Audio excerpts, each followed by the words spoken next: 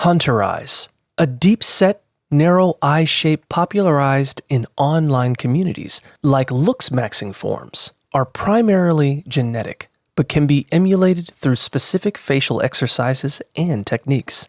These methods include exercises to strengthen eye muscles, forehead massages to relax eyebrows, squinting while pulling skin outward, and applying cold compresses to reduce puffiness. Additionally, achieving the hunter eye look involves intentionally relaxing the eyebrows, lowering the chin for an intense gaze, and shaping eyebrows to be straight and symmetrical. Furthermore, mewing, pushing the tongue against the roof of the mouth, is proposed to shift facial bone structure and narrow the gaze, though its effectiveness is not scientifically proven and requires orthodontist consultation.